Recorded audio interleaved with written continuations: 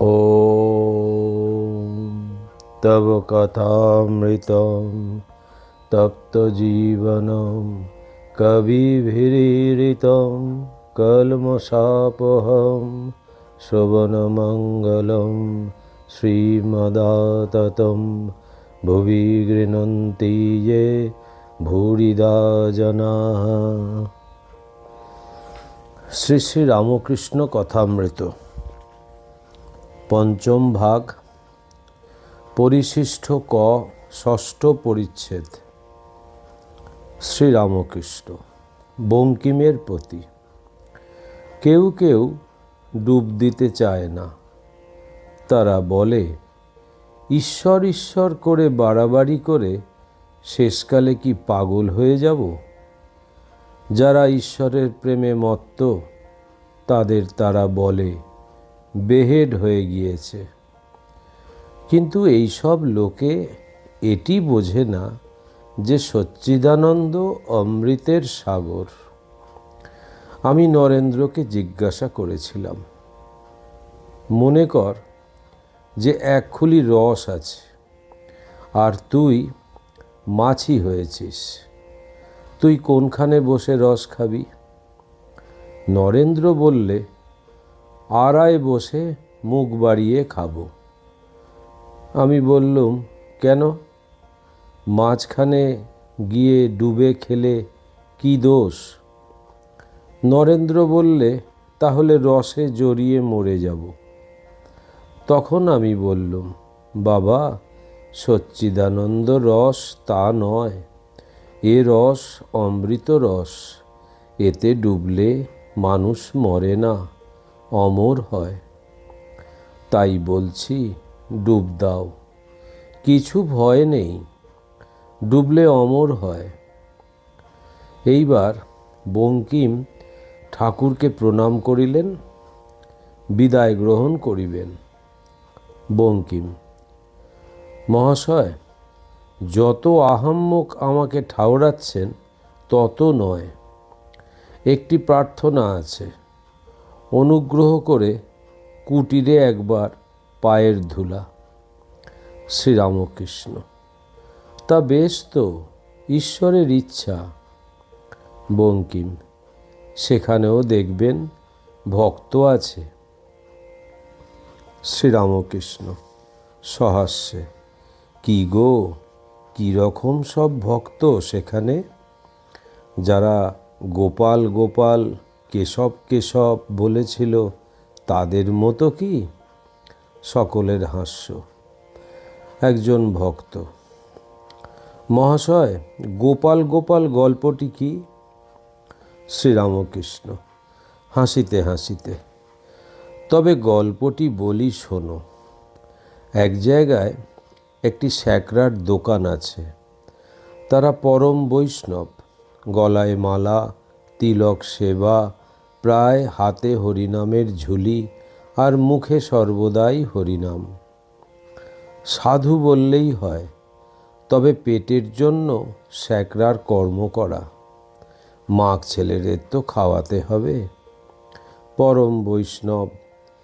এই কথা শুনে অনেক খরিদ্দার তাদেরই দোকানে আসে, কেননা তারা জানে যে এদের দোকানে সোনা রূপা গোলমাল হবে না। খরিদ্দার দোকানে গিয়ে দেখে যে মুখে হরিনাম করছে আর বসে বসে কাজকর্ম করছে। খরিদ্দার যাই গিয়ে বসল, একজন বলে উঠল, কেশব কেশব কেশব। খানিকক্ষণ পরে আর একজন বলে উঠল, গোপাল গোপাল গোপাল। আবার একটু কথাবার্তা হতে না হতেই আর একজন বলে উঠল, হরি হরি হরি। গয়না গড়াব্বার কথা যখন একরকম ফুরিয়ে এলো, তখন আর একজন বলে উঠল, হর হর হর হর।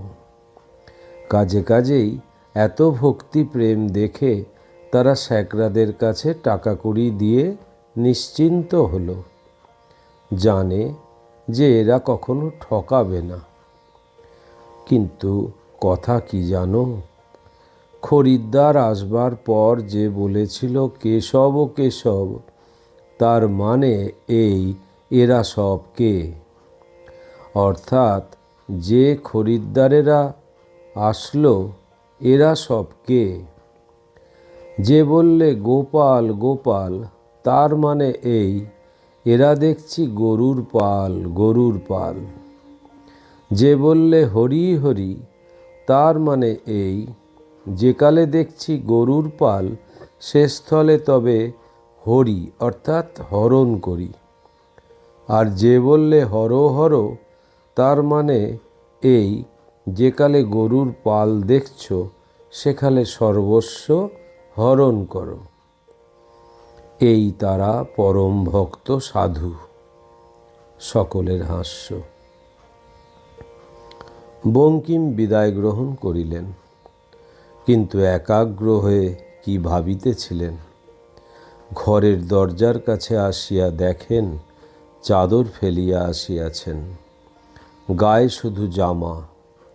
একটি বাবু চাদরখানি কুড়াইয়া লইয়া ছুটিয়া আসিয়া চাদর তাহার হস্তে দিলেন। বঙ্কিম কি ভাবিতেছিলেন। রাখাল আসিয়াছেন, তিনি শ্রী বৃন্দাবন ধামে বলরামের সঙ্গে গিয়াছিলেন। সেখান হইতে কিছুদিন ফিরিয়াছেন। ঠাকুর তাহার কথা শরৎ ও দেবেন্দ্রের কাছে বলিয়াছিলেন ও তাহার সহিত আলাপ করিতে তাহাদের বলিয়াছিলেন। তাই তাহারা রাখালের সঙ্গে আলাপ করিতে উৎসুক হইয়া আসিয়াছিলেন। শুনিলেন এরই নাম রাখাল। শরৎ ও শ্যান্নাল এরা ব্রাহ্মণ, অধর সুবর্ণ বণিক। পাছে গৃহস্বামী খাইতে ডাকেন, তাই তাড়াতাড়ি পালাইয়া গেলেন। তাহারা নূতন আসিয়াছেন, এখনো জানেন না ঠাকুর অধরকে কত ভালোবাসেন। ঠাকুর বলেন, ভক্ত একটি পৃথক জাতি, সকলেই এক জাতীয়। অধর ঠাকুর শ্রীরামকৃষ্ণকেও সমবেত ভক্তদের প্রতি যত্নপূর্বক আহ্বান করিয়া পরিতোষ করিয়া খাওয়াইলেন। ভোজনান্তে ভক্তগণ ঠাকুর শ্রীরামকৃষ্ণের মধুর কথাগুলি স্মরণ করিতে করিতে তাহার অদ্ভুত প্রেমের ছবি হৃদয়ে গ্রহণপূর্বক গৃহে প্রত্যাবর্তন করিলেন। অধরের বাটিতে শুভাগমনের দিনে শ্রীযুক্ত বঙ্কিম শ্রীরামকৃষ্ণকে তাহার বাটিতে যাইবার জন্য অনুরোধ করাতে তিনি কিছুদিন পরে শ্রীযুক্ত গিরিশ ও মাস্টারকে তাহার সানকিভাঙার বাসায় পাঠাইয়া দিয়াছিলেন। তাহাদের সহিত শ্রীরামকৃষ্ণ সম্বন্ধে অনেক কথা হয়। ঠাকুরকে আবার দর্শন করিতে আসিবার ইচ্ছা বঙ্কিম প্রকাশ করেন, কিন্তু কার্যগতিকে আর আসা হয় নাই। 6ই ডিসেম্বর 1884 খ্রিস্টাব্দে শ্রীযুক্ত অধরের বাটিতে ঠাকুর শ্রীরামকৃষ্ণ শুভাগমন করিয়াছিলেন ও শ্রীযুক্ত বঙ্কিমবাবুর সহিত আলাপ করিয়াছিলেন। প্রথম হইতে 6ষ্ঠ পরিচ্ছেদে এই সব কথা বিবৃত হইল। এই ঘটনার কিছুদিন পরে অর্থাৎ 27শে ডিসেম্বর শনিবার ঠাকুর শ্রীরামকৃষ্ণ পঞ্চবটী মূলে দক্ষিণেশ্বরে ভক্ত সঙ্গে বঙ্কিম প্রণীত দেবী চৌধুরানীর কতক অংশ পাঠ শুনিয়াছিলেন ও গীতোক্ত নিষ্কাম কর্মের বিষয় অনেক কথা বলিয়াছিলেন। শ্রীরামকৃষ্ণ পঞ্চবটী মূলে চাতালের উপর অনেক ভক্ত সঙ্গে বসিয়াছিলেন। মাস্টারকে পাঠ করিয়া শুনাইতে বলিলেন। কেদার, রাম, নিত্যগোপাল, তারক, শিবানন্দ, প্রসন্ন, ত্রিগুণাতীত, সুরেন্দ্র প্রভৃতি অনেক উপস্থিত ছিলেন। পরিশিষ্ট খ, প্রথম পরিচ্ছেদ। 1 জানুয়ারি 1881 শনিবার 18ই পৌষ 1287।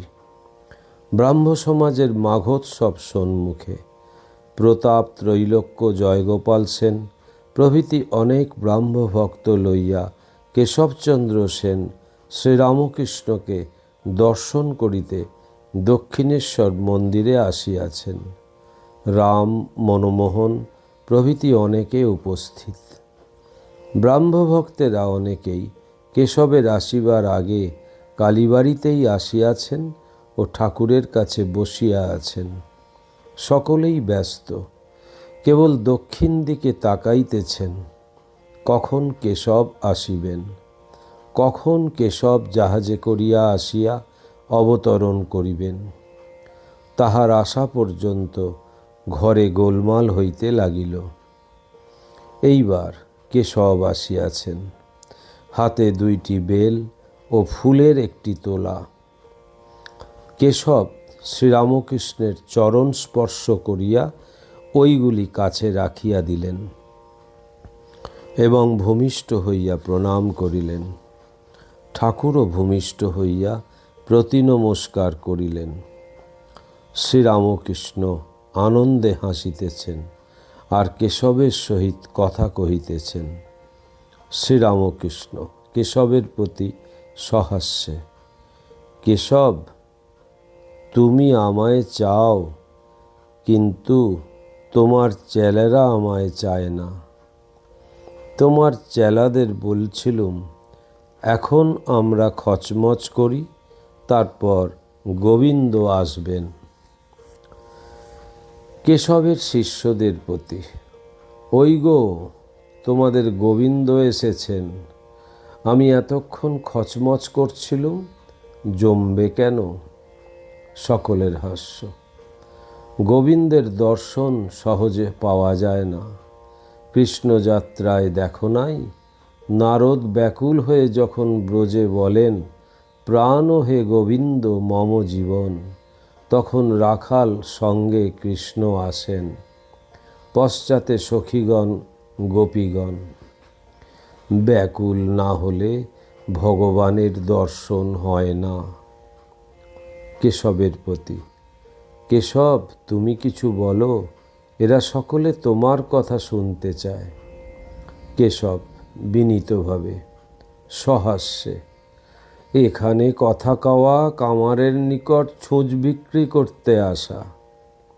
শ্রীরামকৃষ্ণ সহাস্যে, তবে কি জানো, ভক্তের স্বভাব গাঁজাখোরের স্বভাব।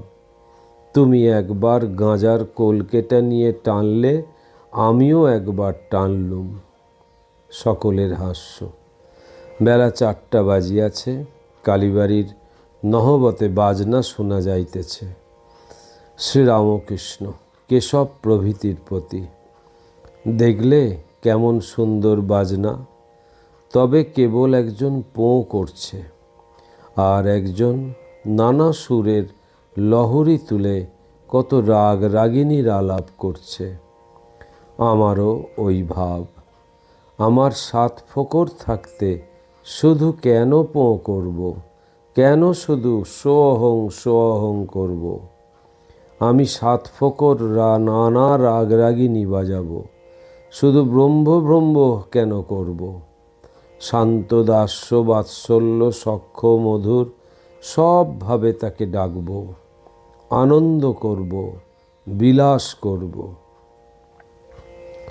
কেশব অবাক হইয়া এই কথাগুলি শুনিতেছেন আর বলিতেছেন, জ্ঞান ও ভক্তির এরূপ আশ্চর্য সুন্দর ব্যাখ্যা কখনো শুনি নাই।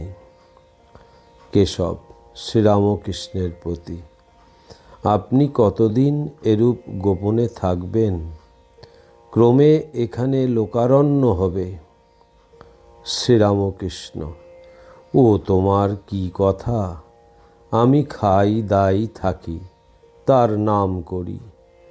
লোক জড়ো করা করি আমি জানি না, কে জানে? তোর গাঁই গুই বীরভূমের বামুনময়ী। হনুমান বলেছিল, আমি বার তিথি নক্ষত্র ও সব জানি না, কেবল এক রাম চিন্তা করি।